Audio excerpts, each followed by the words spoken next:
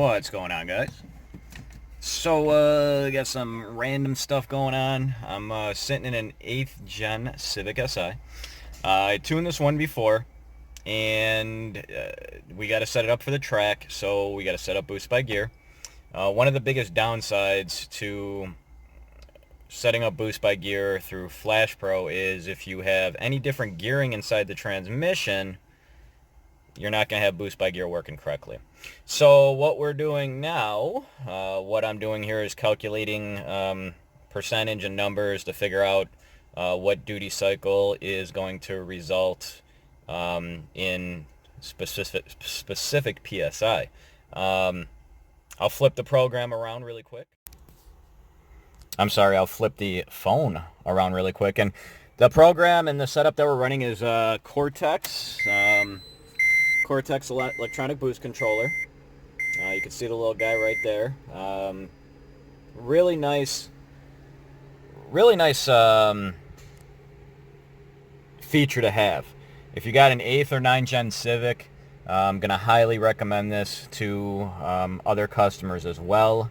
The company is amazing to deal with. Their customer service is next to none, which I like. So what you see here is basically just a data log I had to take really quick, get my starting point, which right now you see there's no duty cycle, which means boost by gear is not working at all, which is what I wanted to see. And we're making 9 pounds of boost. So we're going to turn it up here. We're going to increase the duty cycle. As the duty cycle increases, your PSI is going to increase. And this is where I can do the math and save all my settings, then type them in. Get out of this little window. Then I can type them in here, and I can set up duty cycle per gear, the amount of boost that I want to hit. And then there's a bunch of other stuff too that you can play around within this this program. Fail safes, spool, gear changeover boost and such. So definitely a nice program, definitely a nice feature or option or tool or part, whatever you want to call it, to have if you have this kind of setup. And if you have, let me say, any car that doesn't have whatever, let's say you're running an engine management where the boost by gear setup is not the greatest inside the actual program. If it's not the greatest inside the actual program, then this would be a nice option for you. The software is very nice, it's user friendly, and like I said, customer service. I had a couple questions. I was going back and forth Saturday night, and he got back to me instantly. So that says a lot about a company. So with that being said, hopefully everyone else is enjoying the day. I'm going to keep the videos rolling. And of course, if you got questions, comments, and concerns, hit me up. Here to help, guys. Take care. So I just got done with a pull, and I just wanted to show you guys really quick. We're at, you can see right here, the duty cycle is 60% now. And we're at 21 pounds. So it's pretty self-explanatory, but I know some guys are visual learners. So like I said, I was at 0% and I had 9 pounds, which is going to be off the wastegate. Let me get that to go away. So that's what the car's making, just off the wastegate. And then 60% duty cycle on the boost by gear. We're at 21 pounds. And of course, there's everything in between to find the percentage, and then you know, you can do calculations. You can you know, trial and error. Luckily, I have a dyno, so I can type in a duty cycle, do a pull, see where we're at, and of course, it's going to change a little bit on the street or at the strip, the drag strip. So that's why you have you know, trackside tuning, which I offer as well. And I set this stuff up. So if anyone has any more questions on this stuff, feel free to let me know, guys. So we are lowering this car down. Got some maintenance done. Nothing exciting. Brakes.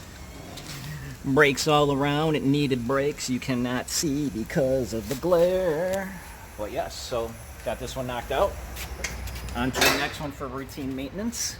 There you go. Look how beautiful that is.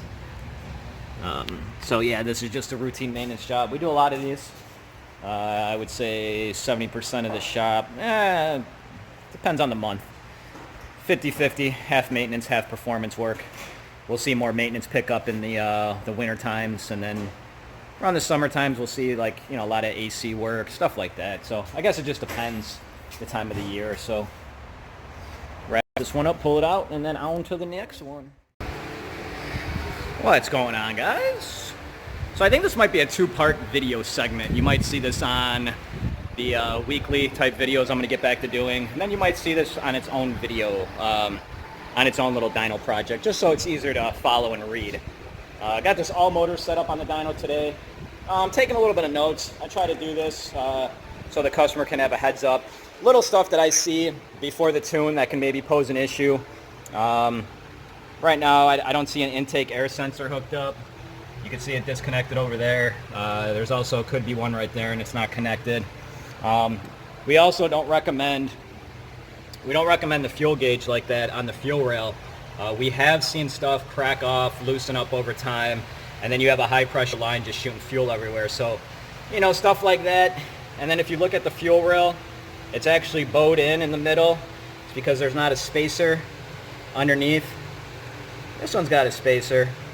That one doesn't. So stuff like that's not going to help. Could cause issues down the road. The other thing too, I noticed that the clutch pedal seems really high. He might just need a new clutch, might just need to be adjusted. And then the other thing too, no timing cover, definitely not good for a street car. You suck up a rock, your timing's gonna skip, could be game over for the motor. And he's also got a lightweight, can't tell if that's the N1 crank pulley, but those definitely are not harmonically balanced. Where the bigger crank pulleys actually have rubber in there, they have like a dampener. So those will chew up the motor quicker than normal. So little stuff like that he might not be aware of, but I have notes to make him aware. And if he takes my recommendations, then, you know, he can change them maybe. And if not, you know, it's just for his personal usage, I guess. So get this one strapped in, locked in, and ready to roll. Oh.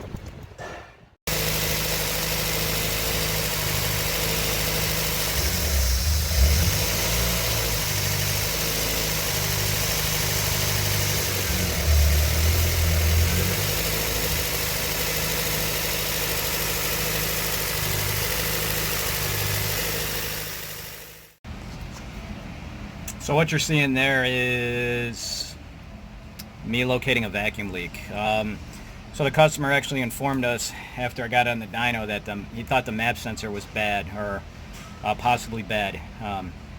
We took the map sensor off, which also was a pain because you see how it's mounted. I'll get out and show you. And the screws were completely rusted, so getting the lower screw off was a nightmare. What you can see now, and I'm got the door kind of somewhat closed because the fans are on, it's hot. What you can see now is ultimately the throttle body itself is leaking on the intake. So it's already strapped on the dyno. He said it was ready to go. I'm gonna tune it as best as I can at this point. I'm gonna tell him that he needs to fix the vacuum leak, and it's gonna probably need some ironing out on the dyno. This is the stuff you don't see. This is like behind the scenes.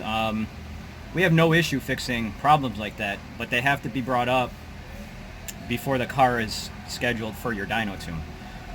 We're on a tight schedule. We have an allowed time slot for your car on the dyno. When you're here for a dyno tune, there's not anticipation that we're not anticipating, okay, well, we're gonna have to fix a vacuum leak before the tune. We want the car to be as ready as possible, but like I said, once again, it's not an issue. We'll fix the problems if you bring it to our attention before the tune. So, you know, one of the biggest things is just explaining the dyno process, the dyno time frame, time slot. And time is important. And I'll say this, you know, not only is time is money, people say, time is one of the things in life that you'll never ever get back. So as much as I would like to take the throttle body off, I just can't, because this car has to be off the dyno at a specific time. So instead of just telling him, you know, come back, fix the leaks, it's already on the dyno. I'm going to smooth it out as best as I can, see where we get. He drove it here, so it's not like it wasn't running. So I'll make it a little bit smoother, finish this one up, get some video and go from there. But it's just one of the things, and it's hot. Trying to catch my breath in between here. Don't got any circulation. That window doesn't want to roll down. He doesn't have the window things. The window cranks. It seems like the window cranks are actually stripped, so I don't want to roll down that window. So I got no airflow in here. But that's just, like I said, the little stuff that you don't see. It's behind the scenes stuff that we deal with, sometimes on a daily basis. And it is what it is. So once again, not complaining, not saying that we won't fix a problem, but stressing more so it's got to be brought up before the tune. And if you don't have the capabilities of he actually thought it was a map sensor. The map sensor is reading fine. It's just a vacuum leak. So we didn't replace the map sensor. It would have been an uncostly part that he didn't need, or I think I said that right. Either way, it would have been a part he didn't need. We did replace the O-ring on the map sensor, and it looked like it almost looked like somebody used like red Loctite-ish to kind of seal it. So I had to peel that off a little bit too. And then we actually replaced, I'll jump out there really quick. We replaced the screws with the map sensor to the Allen head screws, because it's a lot easier to get off down the road if you have to get it off. As I was mentioning, you can see the Allen head screws right here that are on there. The one screw we pretty much had to destroy to get off. The other screw we were able to get off on the top because we got more leverage. But these are rusted. It is what it is.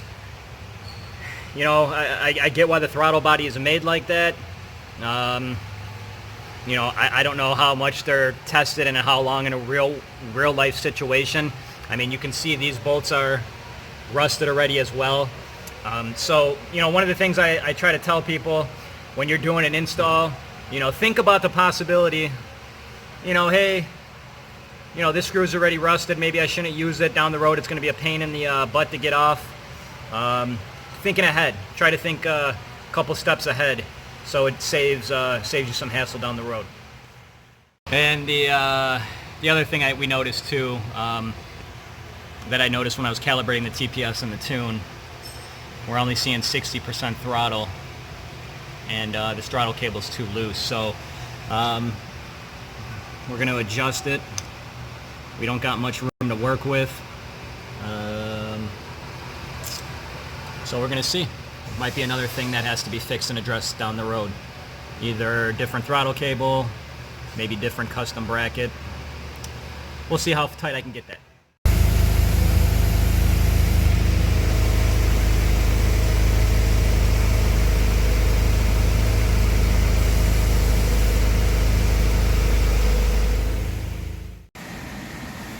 So what I was showing with the air fuel gauge is just how off the air fuel gauge inside the car is.